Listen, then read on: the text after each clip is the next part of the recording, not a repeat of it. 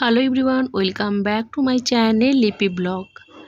আজকে রান্না করব চিংড়ি এঁচোড়, যেটা মাংসের স্বাদকেও হার মানাবে। সো চলো দেখে নেওয়া যাক চটজলদি আমি কিভাবে তৈরি করছি আজকের এই এঁচোড় রান্নাটা। তো সবার প্রথমে আমি এঁচোড়টাকে পরিষ্কার করে ধুয়ে নিয়েছি, তারপর এখানে সেদ্ধ হতে দিয়েছি লবণ আর একটু সামান্য হলুদ দিয়ে। 80% মতো সেদ্ধ করে আমি নামিয়ে নেব। এখানে নামিয়ে নিয়েছি, জলটাকে ঝরিয়ে ফেলেছি, সাইডে রেখে দিলাম।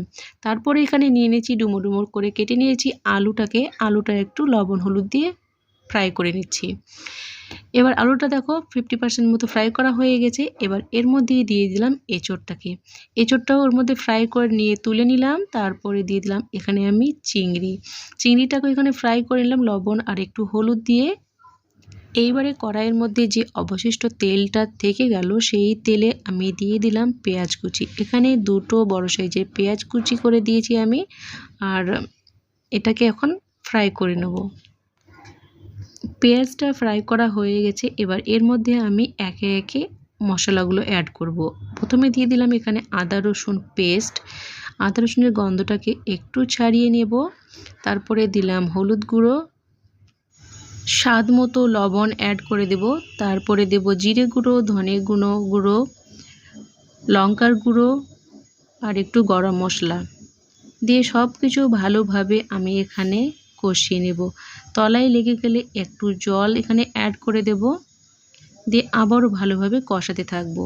দেখো এই অবস্থায় আমি এখানে অ্যাড করে দেব এখন টমেটোটা দিয়েও ভালো করে মশলার সঙ্গে কষিয়ে নেব। আর একটু অ্যাড করলাম আমি এখানে কাশ্মীরি লঙ্কার গুঁড়ো, কালারটা যেন ভালো আসে তার জন্য। এবার সমস্ত উপকরণগুলো ভালোভাবে এখানে কষিয়ে নেব। তোমরা যারা ঝামেলার জন্য এঁচোড় রান্না করতে চাও না, তারা এইভাবে একদিন ট্রাই করে দেখবে। কোনো রকম ঝামেলা ছাড়াই খুব সহজেই তৈরি হয়ে যায় এঁচোড়ের তরকারি। তো দেখো আমার মশলাটা কষানো কমপ্লিট হয়ে গেছে। এবার এর মধ্যে আমি দিয়ে দিলাম আগে থেকে ভেজে রাখা আলু আর এঁচোড়টা দিয়ে আবার সমস্ত কিছু আমি ভালোভাবে 5 মিনিটের মতো এখানে কষাতে থাকবো।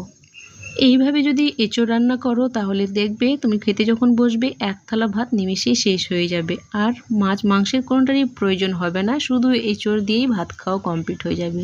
তো আমার এঁচোড়টা কষানো কমপ্লিট হয়ে গেছে। এবার এর মধ্যে অ্যাড করে দিলাম আমি পরিমাণ মতো জলটা দিয়ে আমি ঢাকা চাপা দিয়ে এটাকে রান্না হতে দিয়েছিলাম। তারপরে এখানে মিশিয়ে দিলাম চিংড়ি মাছটা। এটাতে ঝোল একদমই রাখা যাবে না, তাহলে এর স্বাদ থাকে না ভালো।